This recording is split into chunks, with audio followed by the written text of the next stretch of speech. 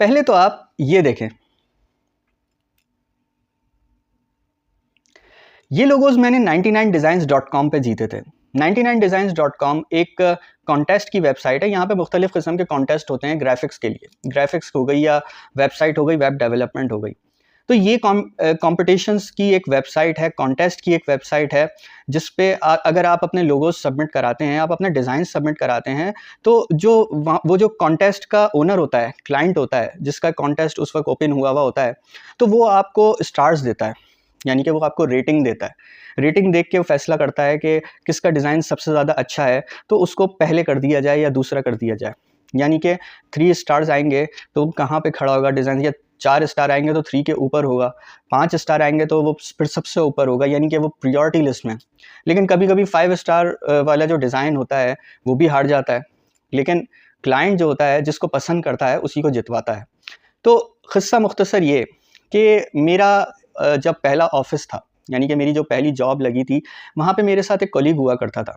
हम क्योंकि जूनियर थे और हमारा काम जो है वो इतना ज़्यादा नहीं था, तो हमने सीखने के लिए मुख्तलिफ तजुर्बात करने शुरू करे।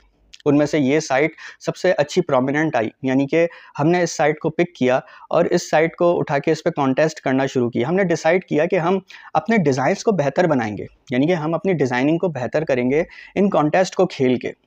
और हमें ये पता नहीं था कि हम जब ये कॉन्टेस्ट खेलना शुरू करेंगे तो हमें क्लाइंट हैंडलिंग का भी तजुर्बा होगा।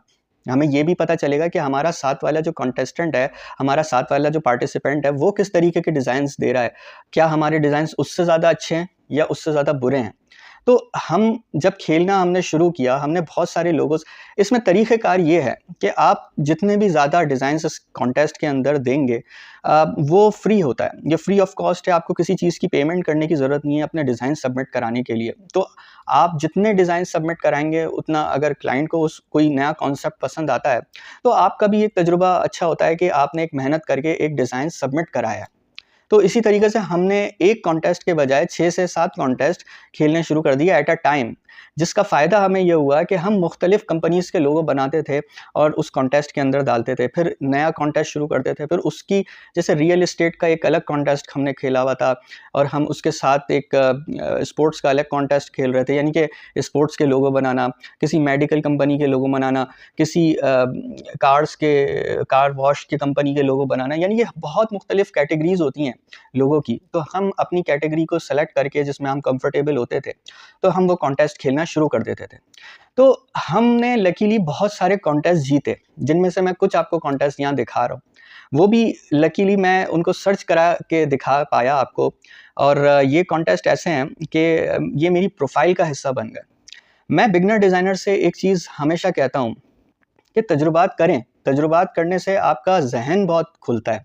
यानी कि अगर आपको एक जॉब लगी है किसी डिज़ाइनिंग के शोबे में, किसी डिज़ाइनिंग की फ़ील्ड में या वेबसाइट के ताल्लुक से, तो आप उसको एनहांस करने के लिए तजुर्बात करें। तजुर्बात करने से आपके सवालात हल होंगे, यानी कि अगर आपके ज़हन पे सवालात आ रहे हैं कि किस तरीके से कौन-सी चीज़ हल होती है, क्या चीज़ किस तरीके से बनाई जाती है, या आप आगे की दुनिया जो है वो क्या काम कर रही है, तो आपको कॉन्टेस्ट वगैरह सब ये सब खेलना चाहिए। इससे बहुत दिमाग खुलता है। फिर आपके साथ रिविजन्स आते हैं, जब क्लाइंट आपको बोलता है कि ये डिज़ाइन में कुछ ये जो है वो रिवीजन कर दें, तो आप वो रिवीजन करके उसको देते हैं, तो उसको वो रिवीजन पसंद आ जाता है। इसी तरीके से करके ये जो मैं डिज़ाइंस आपको दिखा रहा हूँ, ये विन किए हुए डिज़ाइंस हैं मेरे, यानी कि मैंने इसमें $200, $300, किसी में तो $400 भी कमाए। तो मैंने इतने पैसे जो है कॉन्टेस्ट रख के कमा भी लिए, और मैंने अपने काम को साथ-साथ इम्प्रूव भी किया। मैंने ये नहीं देखा कि मेरा टाइम इसमें वेस्ट हो रहा है, या मैंने ये नहीं देखा कि मैं अपने आप को जो है वो मैं फ़ुज़ूल खेल रहा हूँ ये कॉन्टेस्ट। हमेशा जब भी मैंने काम किया, तो मैंने ये सोच के किया कि ये इम्प्रूवमेंट के लिए है मेरी। और जब काम में आप जितना डेडिकेट हो जाते हैं, तो ज़ाहिर-सी बात है फिर वो रिज़ल्ट्स देना शुरू कर देता है।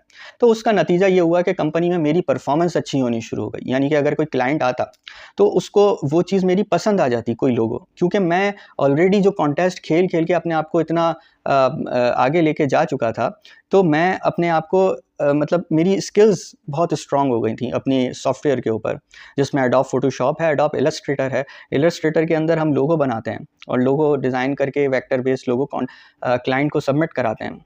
तो ज़ाहिर है मेरा उससे हाथ इतना साफ़ हुआ कि मैंने अपने आप को एक नेक्स्ट लेवल पे कर लिया। तो ज़ाहिर-सी बात है फिर जब मेरी दूसरी जॉब लगी, तो उन लोगों को मेरा पोर्टफ़ोलियो इतना अच्छा लगा कि उन्होंने वो पोर्टफ़ोलियो देख के मुझे जो है वो अच्छे पैसे भी ऑफ़र किए।